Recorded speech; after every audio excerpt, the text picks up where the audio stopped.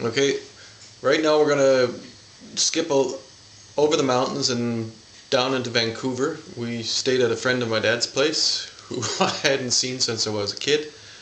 Phoned him up and said, "Can we crash at your place?" And he was a bit confused, but he said, "Yeah, no problem," and fed us. And the next day we went to Victoria Park. We had made arrangements, or Brian had made arrangements with his friend to meet him there at 2 o'clock at Plymouth Rock, and that was 2 months ago, 2 months earlier, and so that's why we wanted to be to Vancouver by that time. And so we went early. We were to meet him at 2 o'clock, and we decided to spend the day taking it easy, sitting around in the park and walking around with no backpacks. And we got there at, I don't know, 9 in the morning, and one of the first things I did was chase a squirrel. And I called the squirrel a pig, not with any kind of ulterior motives, but a friend of mine often called his cat Pig, and I like the name Pig. And I also called our cat that where I lived, I called him Pig, and so it just seemed like a natural name to call a squirrel Pig. Pig! And okay, I chased the squirrel around a little bit, and way back in the distance, about half a football field away, was a Royal Mounted policeman with his Royal Mounted Police hat on his Royal Mounted Police horse. And I didn't really take notice of him, but he was there, and he fits into the story later, very soon. And so we walked around the rest of the day, sat and did nothing, and maybe had a little bit of bite to eat somewhere. And then about 1:30 we decided to make our way towards Plymouth Rock, and we went by the parking lot, and Brian saw Ike's car, and I said, "Oh, there's Ike's car."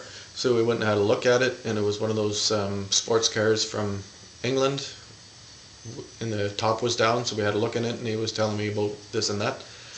And just about a few steps after we had left the car and started walking towards Plymouth Rock again, the Royal Mounted Policeman came up to me, or us, and said, "What are you guys doing, stealing car radios?"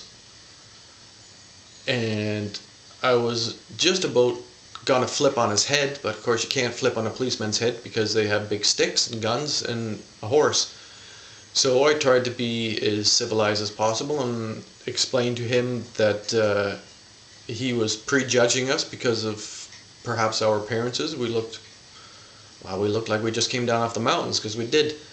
And I was always a little bit edgy when somebody judged me before they knew me, because I don't like that sort of thing, because it's not good. It's shit we do that we shouldn't.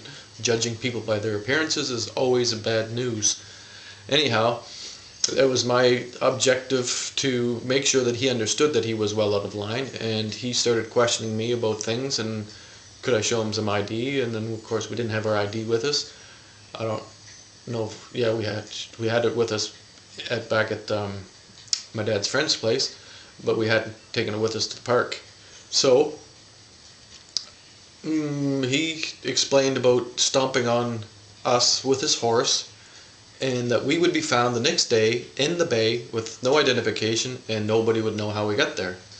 So after we realized he was trying to threaten us and scare us with his authority, he chilled out a little bit and then called up the backup men.